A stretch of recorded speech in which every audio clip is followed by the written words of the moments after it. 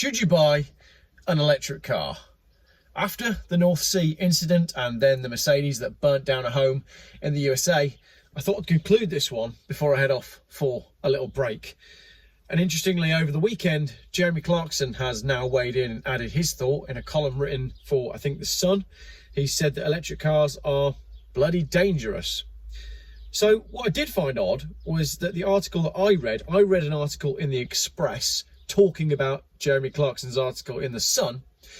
But the article I read was posted at 5:30 on Saturday evening, and that article still said that it was only 25 EVs. But we knew at 9 o'clock on Friday morning that it was 500 EVs. So why is a newspaper, more than 24 hours after the figure has been upped from 25 to 500, still saying it's only 25 EVs? Perhaps that's another conversation for another day. Now, I've looked in lots of different places whilst putting together my videos about this ship that is currently burning, still burning, for reasons that we'll get into in a minute. And one of the people I've been watching is Aussie YouTuber John Cadogan, at Auto Expert John Cadogan. Great guy, Aussie, so easy to listen to, nice accent and all that. He's just done a superb monologue style video, I guess not unlike this one, where he summarises the affair. And he's now calling for everyone to refer to the ship as the Dutch oven, on account of the fact that it cannot be extinguished. Now, in his video, he explains how the fire is essentially just going to have to burn itself out. It's a very good video and I can recommend that you watch it. So, but what I want to do is just read out one superb comment that appeared on the top of his video. It's from a YouTuber called @MidgetBarmaid. Make of that what you will. As someone who works in the fire industry, a number of massive global insurance companies banded together and spent millions on researching how to attack lithium-ion battery fires. They tried a few things to fight a lithium-ion fires, putting water on the battery. This did not work. Next, they started a battery fire and submerged it underwater. This did not work. They tried liquid nitrogen. They even tried using nitrogen gas and a vacuum chamber. After millions of dollars, they worked out there is only one thing that can put out a lithium-ion battery fire: time. They stood on the stage of this massive conference, brackets, I was there, and said, let it burn and wait it out. They tried a number of gaseous products that claimed they could put out the battery fire, but these did not work due to them being self-oxygen producing. What they found with all this testing was car batteries are quite safe, as chances of something going wrong was very small, but severe. What they found was that although there are rumours of aftermarket batteries being products for cars like Tesla, Ford, Honda and Toyota, they are much worse in quality. Look at electric scooter fires. They are super common because the batteries are rubbish. The Australian fire industry is extremely worried about the prospect of EV cars that have poor quality aftermarket batteries arriving relatively soon. So essentially what we're saying is the electric battery could be safe depending on who it's been made by and how it's been made. Raises another question about why we don't yet have the manifest for what is and isn't on the ship that's burning. But I thought that was a great point. John goes on to calculate that if there's 500 EVs and each one has on average 400 kilos of batteries, that's 200,000 kilos of batteries. That's 200 tons of self-sustaining fire reaction. So he goes on to quote, we've already had a situation in Australia where 2 firefighters suffered cobalt poisoning after attending an EV fire. So the firefighters were poisoned after dealing with the fire and have now been permanently disabled as a result. Where does this leave us? The entire nation, indeed the world, is being sold down the river on technology that doesn't do what it says on the tin. And if you're not from the UK, that's a very famous quote from a paint company who used the slogan, does what it says on the tin. And the saying has sort of become part of British folklore. So these cars, these EVs, they don't do what they say on the tin. They don't have the range that they claim. The environmental credentials are questionable at best. There's a lot of questions about how the cars are made, how the materials are mined for the battery, and how many miles it takes before that car has paid back its, you know, what it costs to build it, so long as it hasn't burnt down in the meantime. The second-hand values are quite honestly a joke, and I've done some pretty extensive videos on that. The infrastructure leaves people infuriated, meaning people have to spend more of their precious time in service stations that have been unfit for purpose for decades already. I've said it jokingly on videos before.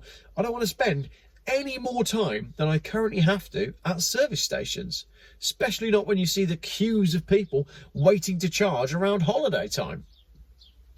When these cars do catch fire, the fire cannot be put out.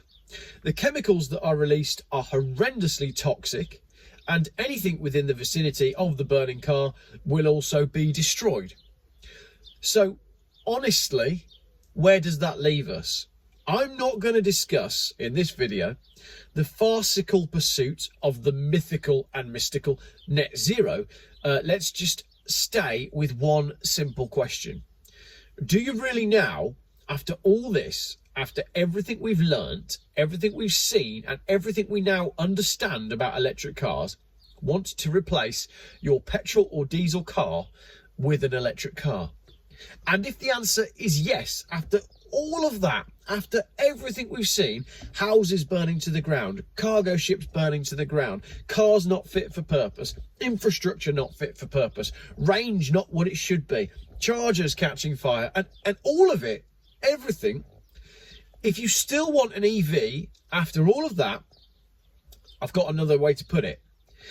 If we remove all of these ridiculous government incentives, if we take away all of the grants, if we rebuild the company car scheme so that it prioritises cars that use less fuel overall, I've already touched on this ridiculous company car, business car scheme that at the moment is prioritising EVs and hybrids, even though the hybrids are getting 30 miles to the gallon, and really company car drivers should be driving Skoda Superbs that do 60, 70 miles to the gallon. I've done that in another video. There's a link in the description.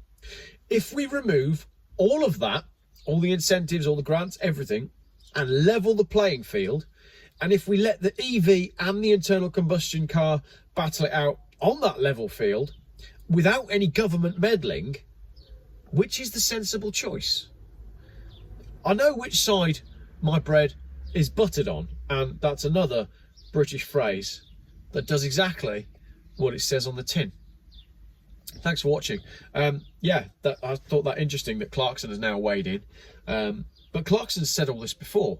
There's been a TikTok going around of Jeremy Clarkson talking about his problems with electric vehicle drivers because of the way they're built and everything. And this is an old clip. We've known this for decades. And yet still, we're getting to the point where cargo ships are having to burn to the seafloor, and people's homes are being destroyed when electric vehicles are catching fire. And now, and only now, are we starting to see a groundswell of questions as to whether or not the electric vehicle thing is actually a good idea. I did say in a video the other day that I think part of the reason we're seeing more anti-EV stuff, to quote the Fully Charged show, you can fact check this all you like. I noticed that the Fully Charged show hasn't yet done anything on their channel about this ship that's burning in the North Sea. Maybe they will. I don't think they will.